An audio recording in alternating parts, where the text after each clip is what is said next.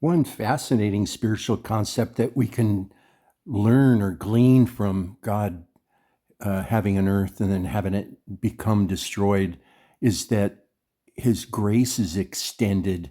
And it looks like he loves challenges. He likes to handicap himself. He's doing all this without being seen, or like a drill sergeant coming down and beating us, verbally to death. He, you conform, soldier, get in line, 20 push-ups. He's he's uh, he's revealing himself without bragging about it. I mean, how would you go about revealing yourself, showing off your good traits without being a show off? So showing yourself off without being a show off. So he invites us ever so gently and humbly to look at these things. All you got to do is look up or look around or look down or look back or look forward or look at the present moment. That's an interesting one right there. But we're all living in this moment, be able to look back, look forward, and God has created us. I mean, I know somebody who complains, I didn't ask to be born. Gosh, what a terrible thing to say in front of, like somebody gave you a Lamborghini Aventador and you get in and maybe it doesn't have any gas in it or something and won't start. And, I didn't ask for you to give me this car. I mean, what a way to look at life. So in the first bits of, Genesis, you can see that something happened in the earth. And another really important thing is that mankind is so self-absorbed that even in Bible colleges, they don't want you to look into what happened before God spoke the universe into existence. I mean, something happened before we got here. That's the meaning of everlasting, is it goes into the future forever and it goes backward forever. And I think there's a term that God wants us to live in is the ever-present now, and not get all bound up in our past sins and not worry about the future, judgments and everything.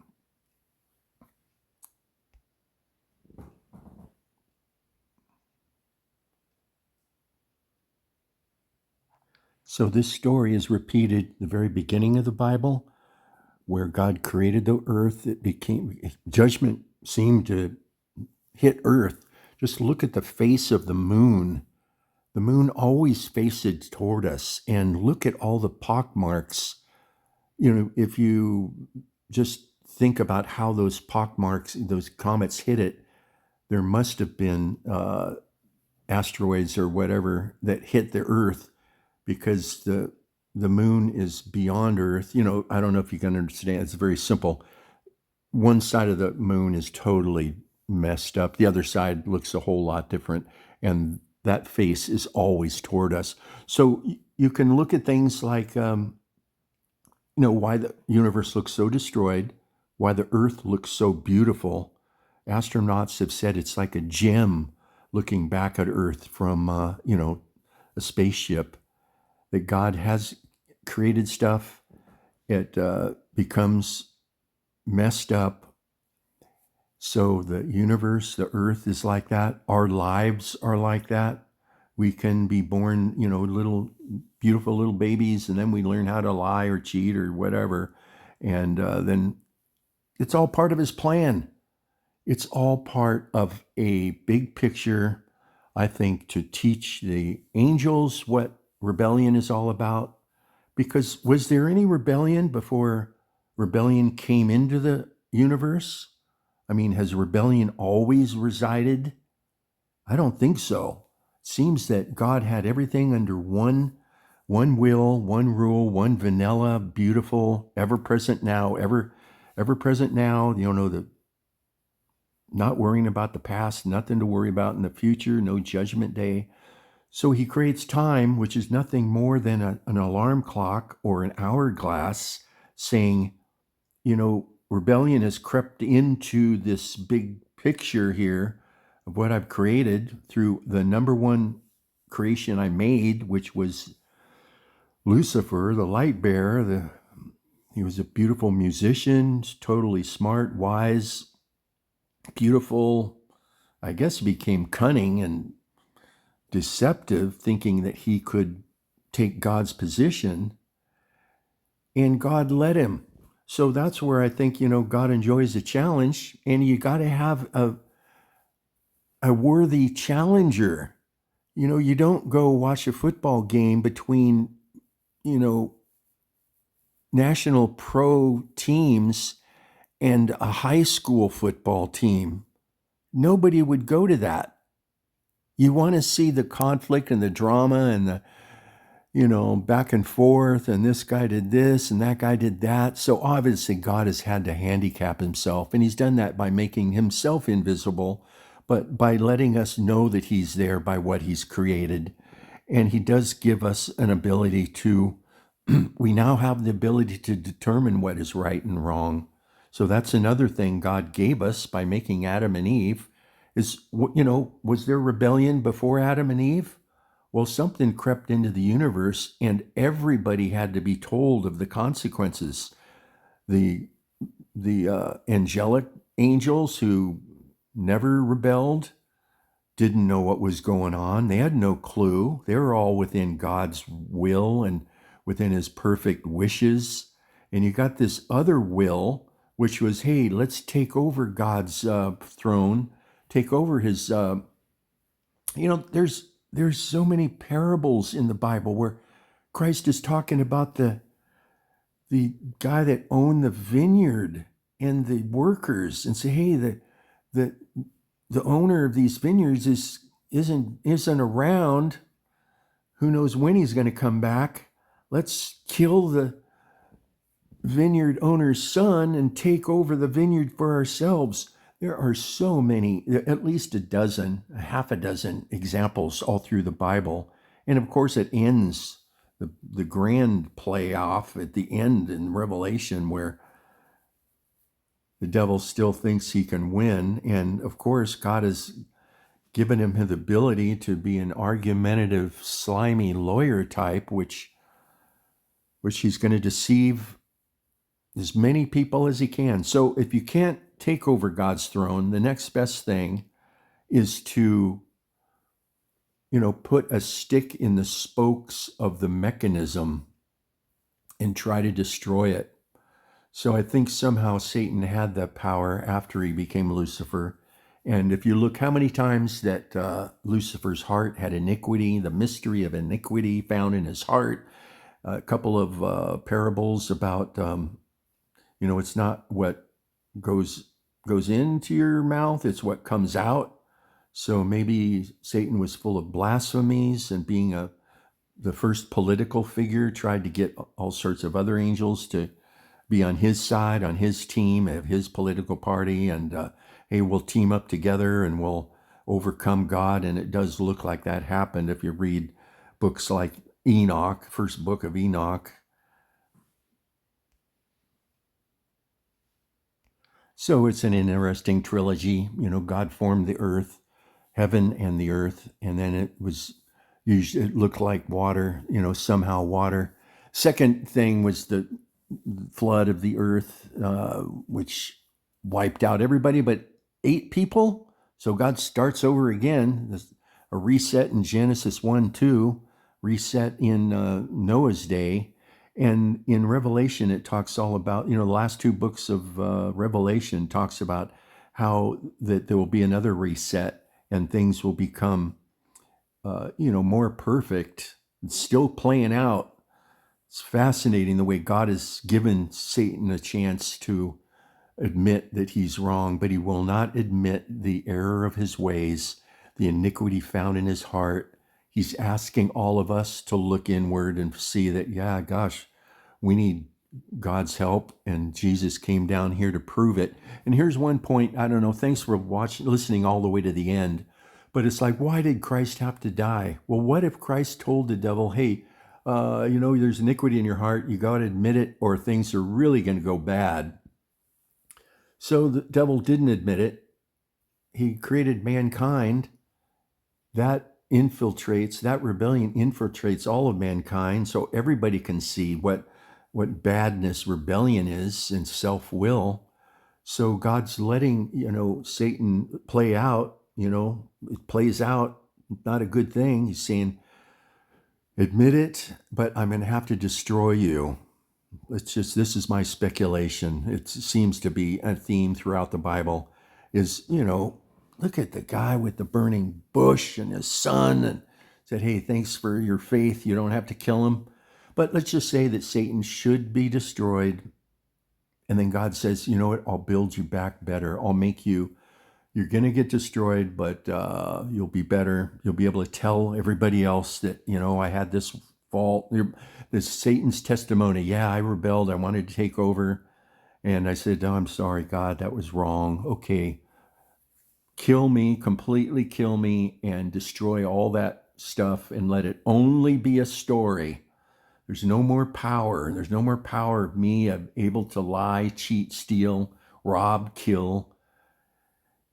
But it's only a story. There's no guns. There's no knives. It's a story to be learned of and to be acknowledged and to be studied, and the iniquity would be revealed. So since Satan didn't reveal it himself, God creates mankind where it's now in the open. Adam and Eve did something openly, so sin came to the world for all to see. Beforehand, it was hidden. There was no rebellion, no sin, no missing the mark, no transgressions, no opposition. And now that Adam and Eve said, oh, let's oppose God and what he said. We can think for ourselves. And once again, looking at 2 Timothy 2:15, where we are told to rightly divide, study to show thyself approved unto God, a workman that needeth not to be ashamed, rightly dividing the word of truth.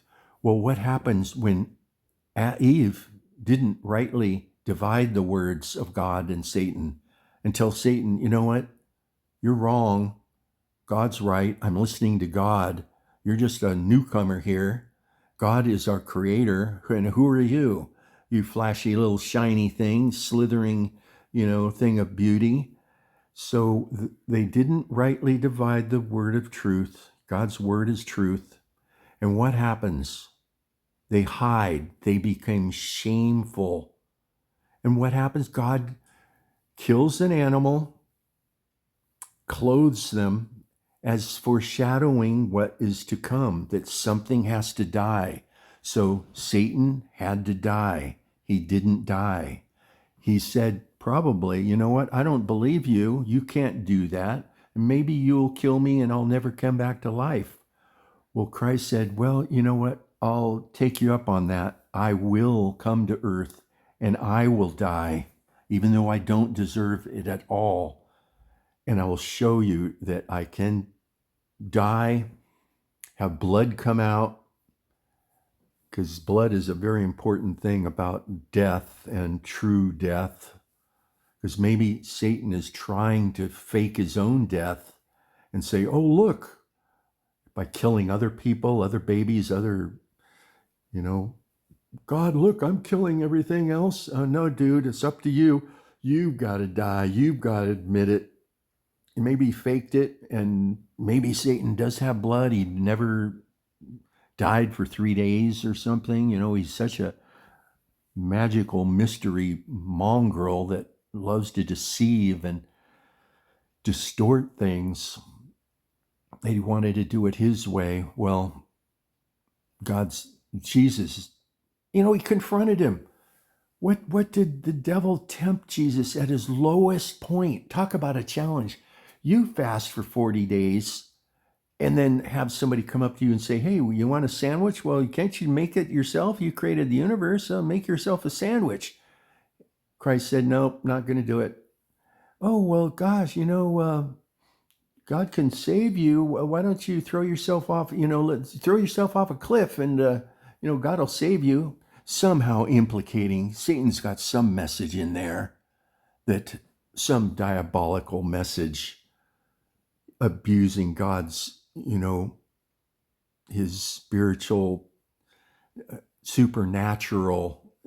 It's not time to be supernatural. It's time to ignore the lies, deceptive arguments of the devil.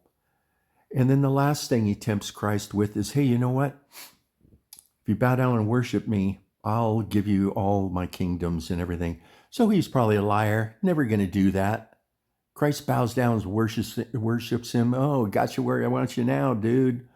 I had my fingers crossed when I said that, sorry, not going to honor my word there. You silly thing. You believed me. Can you believe that he believed me, that I would give him all of my power and worldly, So Christ, the most humble entity in the whole universe, comes to serve mankind, not usurp power. So that's one thing I've been learning, that God is not he is a multitasker. He's taking care of a lot of things, spiritual realm and earthly realm, two major things. Also keeping the universe all in check. Just look at the moon spinning around the earth so perfectly. And the other side of that picture is God is not our micromanager. That's a whole nother thing that a lot of misinformed ministers will say you've got to give every single second over to God or else you're going to hell. Well, he hasn't been micromanaging my life. He's come in and answered questions and pointed me directions, and he has serendipitously pointed me different directions through admission to wanting him to guide me, through my will to let God guide, but he does not want to tell us every single thing to do. He actually lets us wander off so that we can look and see, oh my goodness, this isn't what I want. And he lets you come back, just like the prodigal son. And look at the eldest son. They're whining and crying and whining that, meaning that the devil has been with God, supposedly, because God's still letting the devil hang around, goes up into heaven, comes back down, wandering around the earth. He's still like nothing happened because the iniquity is still hidden in his heart. He's not admitting it. But just like the eldest son, when the prodigal son, where, well, you didn't you didn't have to throw a party for me. You did it for this wayward son. Well, that's God's plan, is to have this wayward son go do his own thing, find his error of his ways, come back and admit, hey, let me back in. I'll be happy just, eating with the pigs. And the eldest son's complaining, well, you never, God, the father makes a banquet, kills, fatted calf or something. And the eldest son, as a picture of Satan, complaining, well, I was a good guy for all this time. And look at all the virtue signaling going on. Can you imagine where did this idea of, well, look, I'm a good guy. Look at all the good stuff I can do. All these nonprofit organizations. And what do they end up being? A place of deception and greed. So that's another thing. It seems that